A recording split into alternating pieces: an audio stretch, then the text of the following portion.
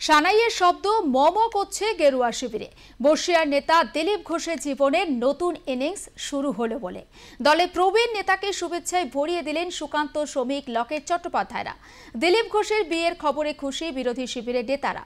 সমালোচনা ঝেড়ে ফেলে হাসি মুখে দিলেন আগামী শুভেচ্ছাও।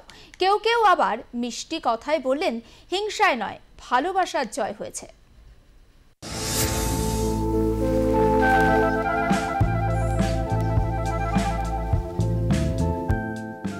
রাজনীতির গণ্ডিতে তিনি দাবাং নেতা। এই দাবাং নেতাই মন দিয়ে ফেলেছেন চুপি সারে। আর 4 হাত 1 হওয়ার খবর প্রকাশ্যে আসতেই শোরগোল। বিস্ময়ের ঘোর কাটতে না কাটতে উপস্থিত শুভ দিন। বেজে গেছে দিলীপ ঘোষের বিয়ের সানাই। যাকে এতদিন তরবারি, গদা, লাঠি নিয়ে ক্ষমতার আস্ফালন করতে দেখা গেছে, তার হাতে এবার গোলাপ ফুল। প্রথমে দিলীপ ঘোষের বিয়ের খবর হজম করতে অনেকেই ঢোক গিলেছেন। পরে অবশ্য শুভ কামনার জোয়ার দেখা গেছে সমাজ মাধ্যম থেকে সামাজিক জীবনে। দলের অভিজ্ঞ নেতারাই পুরো নাম খুঁজতেই পদ্ম শিবিরেও ফিল গুড হাওয়া।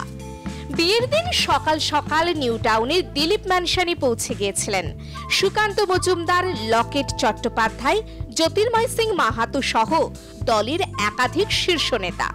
খুশ মেজাজে সকলে ফুল মিষ্টি দিয়ে শুভেচ্ছা জানান দিলীপ ঘোষকে।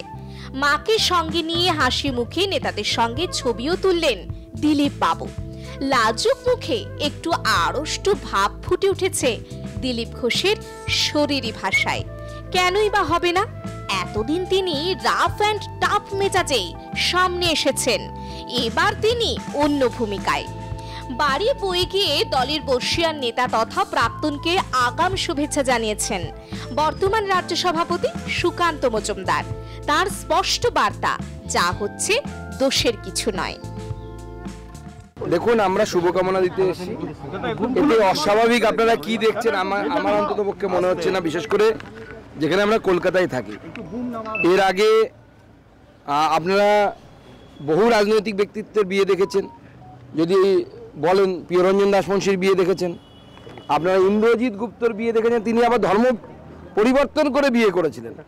তো বিয়ের মধ্যে অস্বাভাবিক কিছু নেই। রাজনীতিতে যারা থাকে, সামাজিক জীবনে যারা থাকে, তাদের সমাজের কাজ, রাজনীতির কাজ করতে করতে অনেক দেরি হয়ে যায়। যেমন প্রিয়রঞ্জন দার হয়েছিল, অনেক পরে উনি বিয়ে করতে পেরেছিলেন। অনেক রাজনৈতিক ব্যক্তিত্ব আছে যাদের এরকম হয়েছে।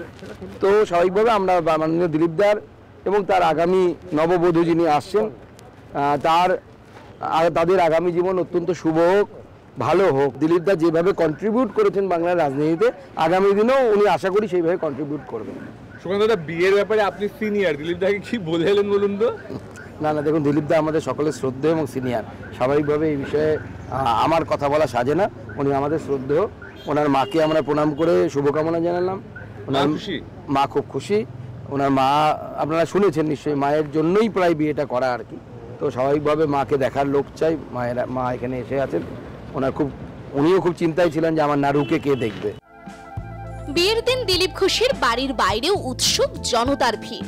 চলে মিষ্টি বিতরণের পর্ব। সকালবেলাতেই সুকান্ত মজুমদার চলে আসেন, কারণ তার ব্যস্ত শিডিউল রয়েছে, রাজনৈতিক কর্মসূচি রয়েছে। তার মাঝেই তাদের প্রিয় দিলীপ দাকে শুভেচ্ছা জানাতে নতুন ইনিংসের জন্য এই আইডিয়াল ভিলা, সেই আইডিয়াল ভিলার সামনেই তিনি চলে আসেন এবং তারপর প্রায় 40 মিনিট দিলীপ ঘোষের সঙ্গে কথাবার্তা বলে আবার তারা বেরিয়ে যান। দিলীপ ঘোষ কি পথ দেখালেন? এই পথে আর কে কে রয়েছেন? শুক্রবার দিলীপ ঘোষের বাড়ি থেকে হাসি মুখে বেরোতে দেখা গেল বিজেপি নেতা শ্রমিক ভট্টাচার্যকে। অগ্রজের বিয়ের ফুল ফুটতেই বেশ খুশি দেখালো তাঁকে। যারা রাজনীতি করেন তাদের মধ্যে 95% বিবাহিত। তো সুতরাং এটা খুব একটা কারোর জীবনে প্রভাব ফেলবে বলে মনে হয় না। আর দিলীপ ঘোষ যার সঙ্গে বিবাহ বন্ধনে আবদ্ধ হতে চলেছেন, তিনিও আমাদের দলেরই কর্মী। তিনিও চিরকাল পার্টির সমস্ত মিটিং মিছিলে অংশগ্রহণ করেন, প্রতিদিন করেন। তো সুতরাং দুজন রাজনৈতিক কর্মী একটা বিবাহ বন্ধনে আবদ্ধ হচ্ছেন, এটা একটা আনন্দের খবর। এটা নিয়ে কোনো রাজনৈতিক বিতর্কের প্রয়োজন নেই। দিলীপ দা ছিলেন, আছেন এবং নিজের ছন্দেই ভবিষ্যতে থাকবেন। দিলীপ ঘোষ এমন এক ব্যক্তিত্ব যিনি রাম বাম শ্যাম সবেতেই বেশ গ্রহণযোগ্য। বিয়ের খবর হাওয়ায় ভাসতেই তাকে নিয়ে সমালোচনা ছেড়ে আগামীর জন্য শুভেচ্ছা বার্তায় ভরিয়ে দিলেন বিরোধী শিবিরের নেতারা। আমার দিলীপ দাকে দেখে ওই কথাটাই বারবার মনে হচ্ছে, প্রখ্যাত কবিগুরু রবীন্দ্রনাথের গান, সখী ভাবনা কাহারে বলে, সখী যাতনা কাহারে বলে, তোমরা যে বলো দিবস রজনী, ভালোবাসা ভালোবাসা সখী ভালোবাসা কারে কয়। দিলীপ দা এতদিনে রবীন্দ্রনাথকে উপলব্ধি করতে পেরেছেন, আত্মোপলব্ধি করতে পেরেছেন, তার জন্য দিলীপ দাকে আমার সশ্রদ্ধ অভিনন্দন রইল। না না না, সশ্রদ্ধ অভিনন্দন রইল। আমি রবীন্দ্রনাথকে গান উদ্ধৃতি করে কথা না না, আমার আমন্ত্রণটা বড় কথা নয়, বড় কথা হচ্ছে আমি অন্তরের অন্তঃস্থল থেকে দিলীপ দাকে তার আগামী জীবনের জন্য তার শুভকামনা। এখন যারা মানে অবশ্যই জর্জ মুর একটা কথা বলেছিলেন, পৃথিবীর যাবতীয় সংস্কারও হচ্ছেন অকৃতদার। পৃথিবীর খুব বড় বড় মানুষেরা আমরা দেখবো যারা সমাজকে পাল্টে দিয়েছেন, তারা জীবনে অকৃতদার থেকেছেন। আমার মুখ্যমন্ত্রী তার একটা বড় নিদর্শন, কিন্তু তার বেলায় সেই জীবন সবাই কাটাতে পারে না।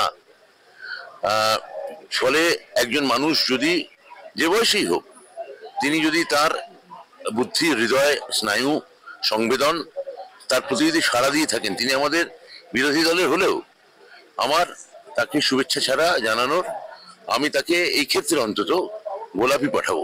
প্রথমেই দিলীপ দাকে শুভেচ্ছা জানাবো এবং যারা ব্যঙ্গ বিদ্রুপ করছেন তাদের উদ্দেশ্যে বলবো যে এটা দিলীপ দার ব্যক্তিগত চয়েস এবং প্রেমের, ভালোবাসার, বিয়ের কোনো কিছুরই কোনো বয়স হয় না। হয়তো একটু তরোয়াল নিয়ে নাচানাচি করেন, তো আমাদের নতুন বৌদি দিলীপ দার হাত থেকে তরোয়াল কেড়ে নিয়ে তার হাতে গোলাপ ফুল তুলে দিন, এই কামনা থাকবে। বিজেপির যে আরো সিস্টার অর্গানাইজেশন আছে, বজরং দল, বজরং দল, এই সমস্ত যারা বিশেষ করে উত্তরপ্রদেশ, বিহারের মতো স্টেটে যেখানে বিজেপি ক্ষমতায় আছে, সেখানে ভ্যালেন্টাইন্স ডে দিন প্রেমিক প্রেমিকারা একটু পার্কে গেলে, একটু হাত ধরে হাঁটলে তাদেরকে ঠ্যাঙায় মারধর করে।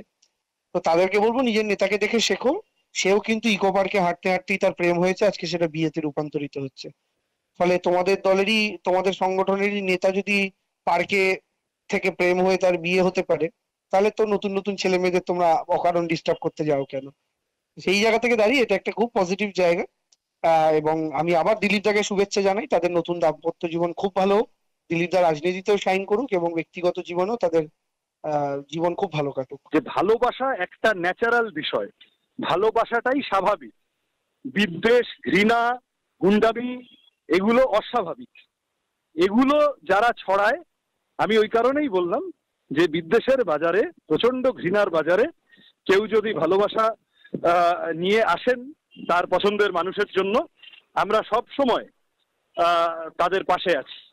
আগামী বছর ভ্যালেন্টাইন্স ডেতে দিলীপ ঘোষ এবং তার স্ত্রী তারা যদি রাস্তায় বেরোন এবং অ্যান্টি রোমিও স্কোয়াড যদি তাদের পিছনে পড়ে, তাহলে তাদের ভালোবাসার অধিকার রক্ষা করার জন্য এসএফআই রাস্তায় থাকবে।